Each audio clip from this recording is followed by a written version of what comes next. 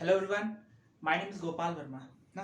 और आज के वीडियो में हम लोग बहुत ही इंपॉर्टेंट बात करने वाले हैं कि क्या क्या अपॉर्चुनिटीज़ होती हैं एक बीटेक कंप्यूटर साइंस से जिसने किया होता है ना, उसके पास क्या क्या अपॉर्चुनिटीज़ हो सकती हैं ना। आज के वीडियो में हम लोग बात करेंगे। ठीक है, बात करते हैं। तो सबसे पहले, जैसे ही कोई नया बच्चा बीटेक में एडमिशन लेता है ना, उसको स्टार्टिंग में ही उसको प्लेसमेंट का ग्राफ समझा दिया जाता है कि हमारे कॉलेज में, अब जाहिर सी बात है कोई टायर 3 टाइप का कॉलेज में ही कोई एडमिशन ले रहा होगा तभी उसको प्लेसमेंट की चिंता है ना।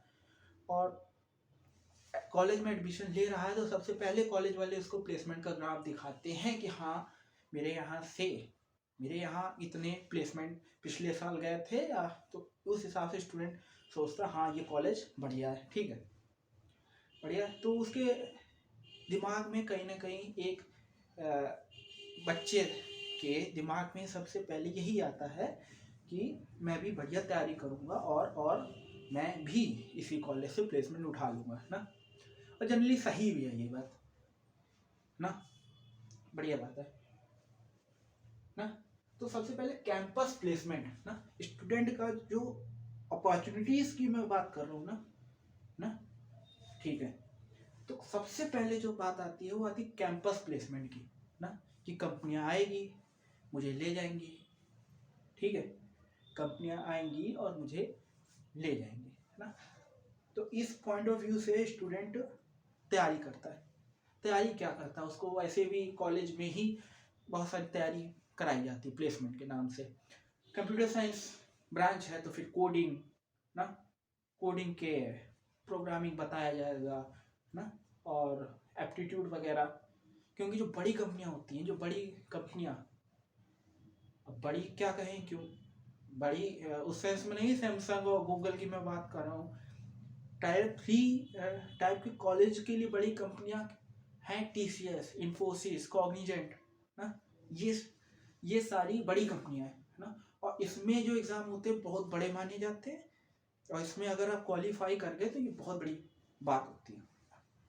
ठीक है, बहुतों के लिए प्राइवेट, या आप ये कैंपस प्लेसमेंट में जो कंपनी आती हैं वो है तो प्राइवेट ना, प्राइवेट सेक्टर है ना ये सब। ठीक है, अब इंडिया की मैं बात कर रहा हूँ। इंडिया की अगर मैं बात कर रहा हूँ तो यहाँ पर तो सबकी मेंटेलिटी है गवर्नमेंट जॉब ना, गवर्नमेंट जॉब। और सही भी है ये बात कहीं ना कहीं सही भी है। सही क्यों है? अरे भैया, गवर्नमेंट सब कुछ दे रही है, जब सब कुछ दे रही है, सैलरी भी A1 है, सोसाइटी स्टेटस भी बिल्कुल ना, तो फिर अब कुछ लोगों का प्राइवेट सेक्टर में इंटरेस्ट हो सकता है, कुछ लोगों का गवर्नमेंट, वो तो अपने अपने इंटरेस्ट पे डिपेंड करता है, वो अलग बात है। ठीक है, लेकिन मेरा काम है आपको इन्फॉर्मेशन देना ना, वो मैं दे रहा हूँ। सबसे पहले कैंपस प्लेसमेंट, सैलरी की मैं बात करूँ 25,000 से लेकर 30,000 तक महीना आपको आसानी से मिल सकता है ना, 25,000 से 30,000 तक। लेकिन मैं बड़ी बड़ी कंपनियां की बात कर रहा हूँ जिसमें आप कोडिंग टेस्ट देंगे या फिर कुछ टेस्ट देख के, और एप्टीट्यूड भी जनरली आता है उसमें ना। तो ऐसे में आप किसी मतलब रिप्यूटेड बड़ी कंपनियों में जाएंगे ना, जिसमें आप 25 से 30,000 की सैलरी उठा पाएंगे। लेकिन उन स्टूडेंट का क्या, क्योंकि ऐसी जो बड़ी बड़ी कंपनियां होती हैं वो बहुत सारे उनके क्राइटेरिया भी होते हैं ना, क्राइटेरिया भी बहुत सारा होता है। जैसे जैसे जैसे आपके एकेडमिक में थ्रू आउट 60% होना चाहिए। अब बहुत के नहीं होते हैं ना, तो वो डिमोटिवेट कभी कभी कर जाते हैं। लेकिन असल में उनको डिमोटिवेट होने की जरूरत नहीं है, क्योंकि बहुत सारी जो छोटे छोटे स्टार्टअप्स हैं ना, छोटी छोटी कंपनियां भी हैं जो आपको इंजीनियरिंग डिग्री मांगती है। जैसे Naukri.com और इन सब में आप अप्लाई कर सकते हैं ना। Naukri.com और कई सारे अदर प्लेटफॉर्म हैं जिसमें आप लोग आसानी से अप्लाई कर सकते हैं। ठीक है, तो उसमें भी आपको सैलरी 10 से 15,000 तक मिल जाएगी ना, छोटे छोटे स्टार्टअप्स में भी, जिसमें आपको लगता है कि मेरा एग्ज़ाम क्रैक ही नहीं हो रहा है ना, तो आप ना कोई भी शॉर्ट टर्म कोर्स करके, जैसे अभी हालांकि मैं बताऊंगा क्या क्या स्टूडेंट जनरली करते हैं, लेकिन अभी मैं ये बता रहा हूँ कि आपको आपको आपको मतलब छोटी कंपनियों में 10 से 15 हज़ार की सैलरी आसानी से मिल जाती है, जिसमें आपको ज़्यादा कुछ टेस्ट भी नहीं देना पड़ता है। ये मान लीजिए इंटरव्यू के बेस में कभी कभी आप लग जाते हैं, ठीक है। सोसाइटी स्टेटस गुड होता है, मतलब घर पे ये तो सुनने को मिलता है कि लड़का काम कर रहा है, लेकिन सेल्फ कंडीशन, लड़के की सेल्फ कंडीशन क्या है, फ्रस्ट्रेशन होती है कभी कभी, क्योंकि अब जैसे छोटी छोटी कंपनियों में कभी गए तो स्टार्टिंग में तो इतना काम नहीं आता है, स्टार्टिंग में काम नहीं आता तो कभी कभी फ्रस्ट्रेशन हो जाती है ना। तो सेल्फ कंडीशन, और अगर ये मैं छोटे स्टार्टअप्स की बात करूँ, इतने सारे बेनिफिट्स भी नहीं देते हैं ना, तो आपको बस सैलरी दे रहे होंगे, बाकी और अदर बेनिफिट्स आपको जनरली नहीं मिलते हैं ना, ये बात है, ठीक है। तो ये हो गई प्राइवेट सेक्टर की बात, ये हो गई प्राइवेट सेक्टर की बात, ये हो गई प्राइवेट सेक्टर की बात। लेकिन बहुत सारे इंडिया में गवर्नमेंट सेक्टर की रुझान ज़्यादा है ना, बार्क, इसरो, डीआरडीओ, टीसीआईएल, अरे ये बीटेक किए हैं और ऐसे कॉलेज में अगर ऐसे इंस्टीट्यूट में अगर काम करने का मौका मिले ना, इसरो, डीआरडीओ ना प्रेस्टिजियस जॉब मानी जाती है ना, ठीक है। सैलरी तो है 40,000 से लेकर 1 लाख तक, बाकी और जितना भी आप उठा पाए ना, बाकी सोसाइटी स्टेटस वेरी गुड। अब ये तो बताने की जरूरत ही नहीं गवर्नमेंट जॉब में इंडिया में ना क्या है। सेल्फ कंडीशन, फ्रस्ट्रेशन तो रहता ही है अगर आप पहले पहले कुछ ज्वाइन कर रहे हैं किसी कंपनी को ना, तो लेकिन आप इक्वली मोटिवेशन भी रहता है ना, कि अब यहाँ नहीं सीखेंगे तो कहाँ सीखेंगे, गवर्नमेंट जॉब में भी नहीं सीखेंगे तो कहाँ सीखेंगे, ठीक है। तो इक्वली मोटिवेशन भी रहता है।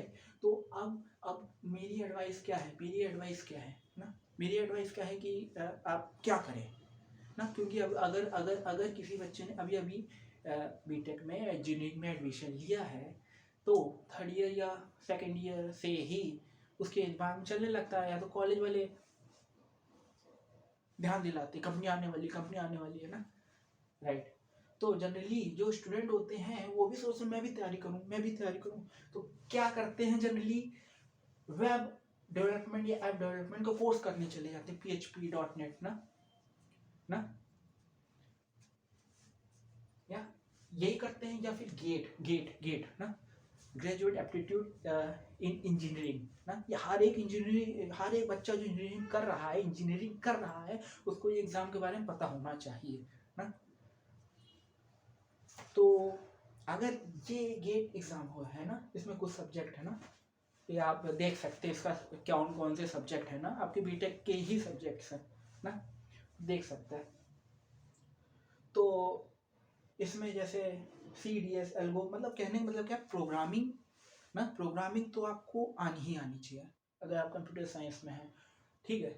तो मेरी एडवाइस है, अगर ना आप अभी आप बीटेक के अंदर हैं तो इन सब्जेक्ट्स पे थोड़ा कमांड कर लीजिए, जैसे CDS एल्गो और DBMS ना।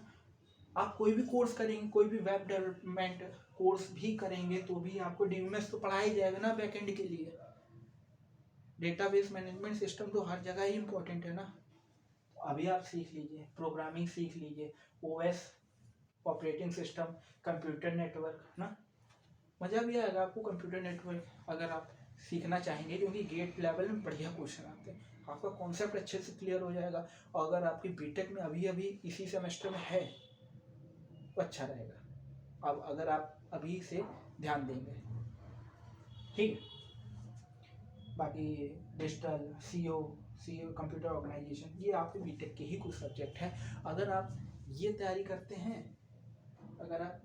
करते हैं तो आप ये गवर्नमेंट सेक्टर के एग्ज़ाम तो दे सकते हैं ना। बाकी किसी का अगर एकेडमिक्स में जाने का मन होता है, जैसे प्रोफेसर बनने का या समथिंग लाइक डैट, तो वो इस एग्ज़ाम से एमटेक भी कर सकता है ना।